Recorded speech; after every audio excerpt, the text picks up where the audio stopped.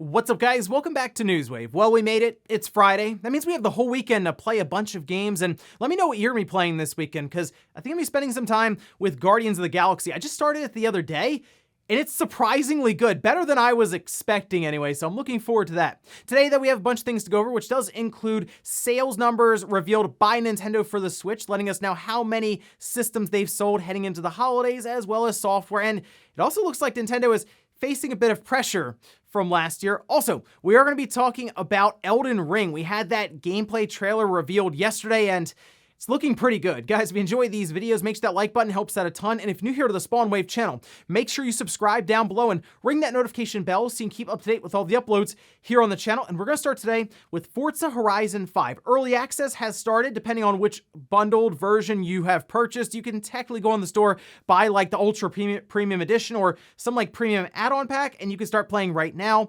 Otherwise, it will be dropping into Game Pass normally next Tuesday, and I'll be playing it all next week. Really looking forward to this one, but reviews did drop yesterday, and take a look at this over on Metacritic, currently sitting at a 91 with the Metacritic must-play badge right on the cover art there. That makes it the highest rated new game of the year. I think there's one other one above it, but it's like 8 reviews. If we just have like a minimum cut of like 15 or something, this would be the highest rated game, which does bring up the question, would you put Forza Horizon 5 in the Game of the Year conversation? It's a racing game, but let me know about that one down below. I know racing typically has like its own category. Anyway, if we look at the critic review split, 77 positive, 0 mixed, 0 negative. In fact, if you look through the review scores, most of them are either perfect scores or 95s or 90s. And from what I can tell, a lot of them say, hey, this is Playground, building on what they had with Horizon 4. Essentially just building that out, and that's all I really wanted from Horizon 5. Horizon 4 is awesome, and from what we've seen with Horizon 5, yes, it's a different setting, and it appears like it's more of the same. Again, it's a racing game, but it's super high quality. Visually, they say it's stunning, which it looks photorealistic on stream, so I haven't seen this game native yet, but it sounds like it'll absolutely blow me away, so looking forward to this one next week. Also, we did get reviews dropping for Shin Megami Tensei 5. We can see this over on Metacritic, currently sitting at an 87.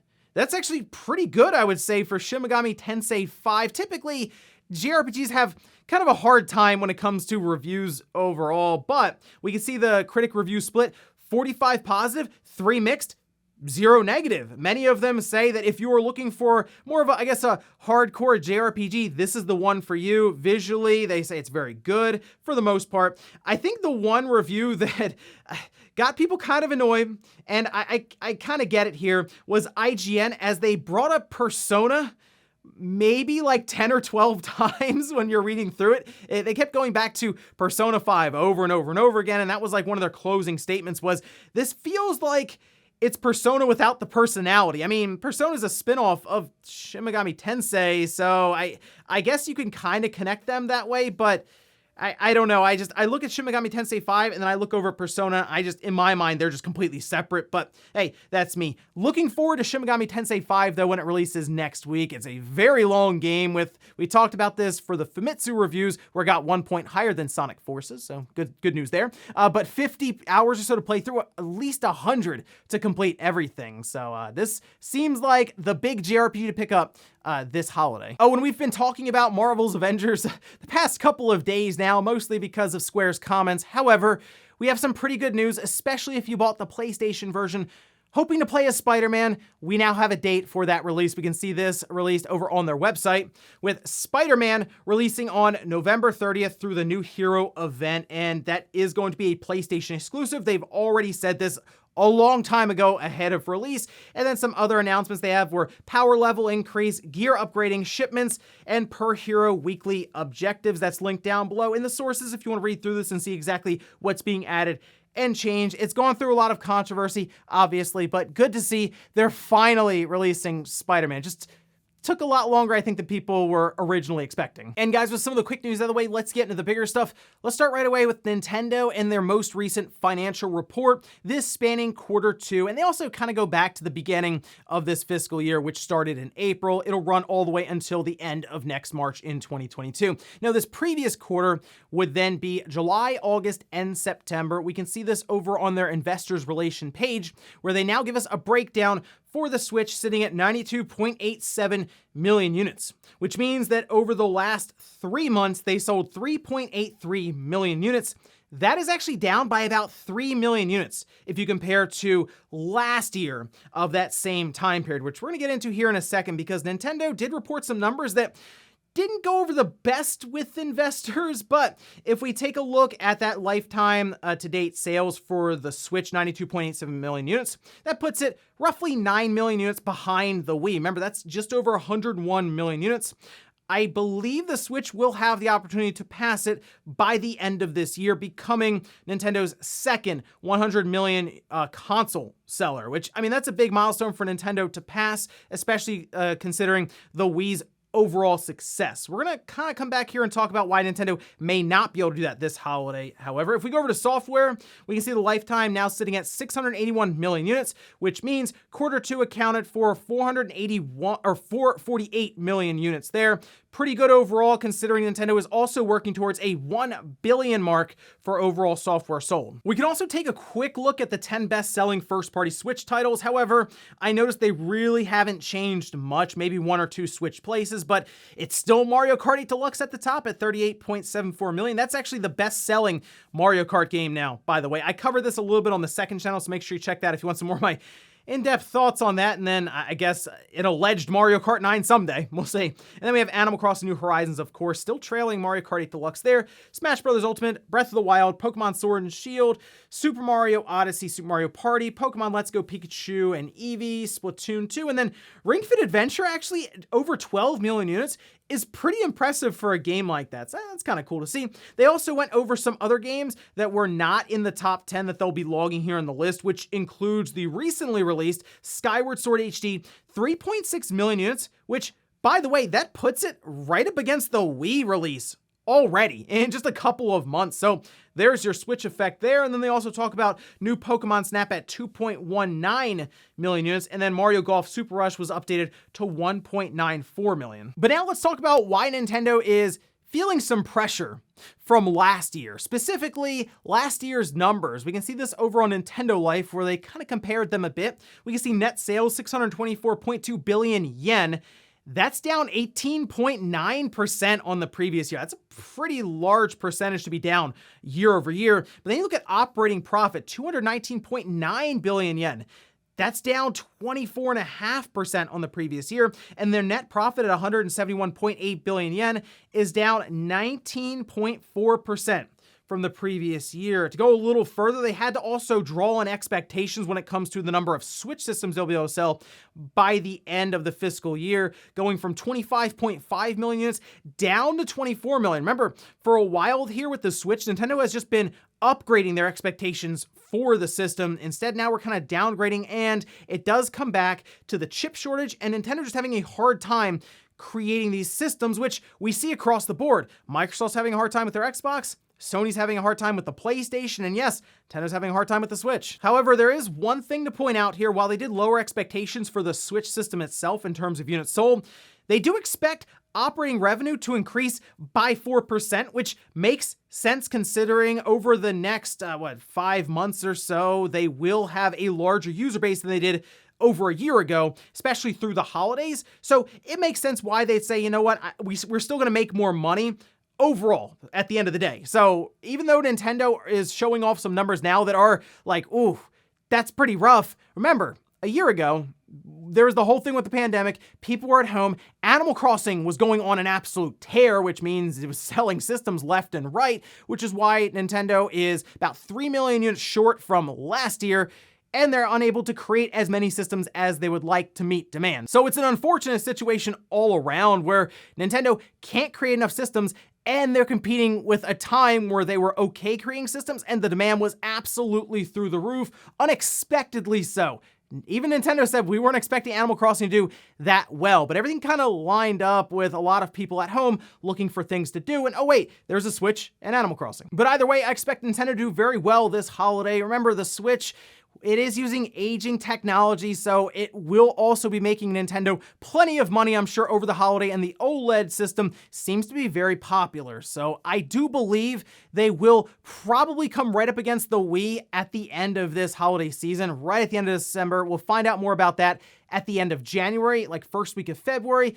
But either way, by then, it'll probably pass the wait, and they might even make that announcement with investors when they release that information. So we'll see how things go through the holiday into next year for Nintendo. Next up, let's talk about Elden Ring, and whew, February can't get here soon enough. And it's unfortunate because that is that week where all of these games are going to be coming out, and it's going to be tough, but Elden Ring might have jumped to the top of my list, and that's with Horizon right there next to it, because they showed off gameplay for this game, and it looks awesome. It's about 15 minutes or so, and it really got better as it went along, of course, because they started to show off more about this large open world, it appears, that you're running through with a friend even in co-op, and they showed off a very large boss right in the beginning with a dragon, and then they continued to kind of go through and show different customization, as well as a ton of different spells. You're seeing the trailer here as we're going through it, but I also noticed one other thing. They really wanted to focus on the overall size of the world, not just by land size, but by verticality. They really tried to emphasize and point this out,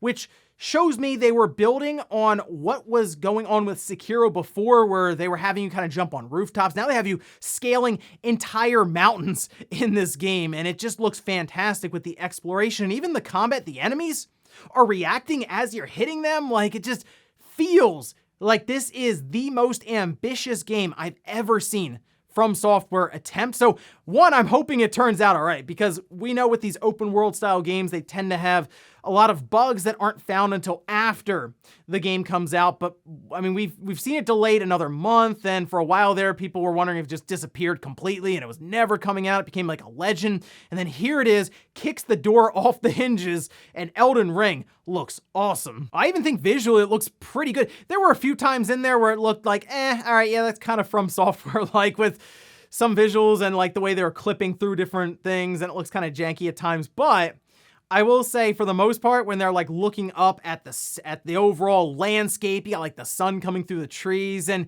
it has that atmosphere to it. So I am really excited for this game. Let me know what you thought about Elden Ring, specifically in this gameplay trailer that they showed off. And in our last bit of news, let's talk about Mario Party Superstar, specifically how it did in its opening week in Japan through Famitsu. We can see the top 10 here, with Mario Party Superstars at the top, 163,256. That is actually better than Super Mario Party when it released years ago, that being just above 150,000 units.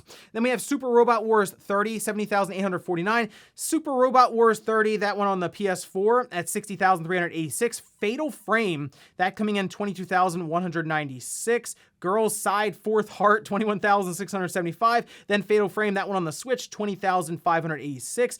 Demon Slayer, 9,351. Super Smash Bros. Ultimate, Mario Kart 8 Deluxe, and Minecraft. You will notice that Metroid Dread is no longer in the top 10. This is kind of expected as we've gone along. I mentioned it'll probably be in the top 10 for a couple of weeks or so, and then it'll fall out and just slowly accumulate to the point where it passes Metroid Fusion. That's pretty much what I'm expecting here now. Move over to the hardware, we can see the Nintendo Switch at the top, 33,848, and then the Switch OLED model, 30,805. And again, you can see the chip shortage that we're going through currently with the Switch that would easily be selling 100,000 plus units every week if they could in Japan, as we have seen it leading up to the holidays in previous years. So keep an eye on this chart, specifically with the hardware for the Switch in Japan, as again, we work towards the Wii lifetime numbers there.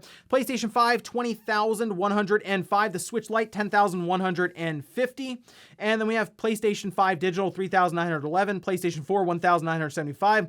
We have the Series S and the Series X, 1,511 and 1,351. I believe the Xbox is either just past or right there where the Xbox One was lifetime in Japan, and it did that in about a year. So not impressive numbers, like all things considered with what's around it, but hey, for Microsoft, it's a step in the right direction. But as for Mario Party Superstars, that's a pretty good opening week for the most part, and it's a game that obviously is playing off nostalgia, but it's doing that very, very well. I see a lot of people online mention, hey, the online play is really good. I haven't had a chance to play it online, just kind of messing around here and there, just reliving some of the childhood memories where you just kind of burn a hole in your palm rotating the stick around. They got a disclaimer this time, so that's all that really matters there. But yeah, I'd expect Mario Party to continue on through the holidays, have some pretty strong sales there, and I'm sure we'll find out more from Nintendo once again next year as we head into February. And before we go to the comment of the day, we're taking a look at the poll that I posted up yesterday, where I asked, do you have Mario Kart 8 Deluxe for Switch?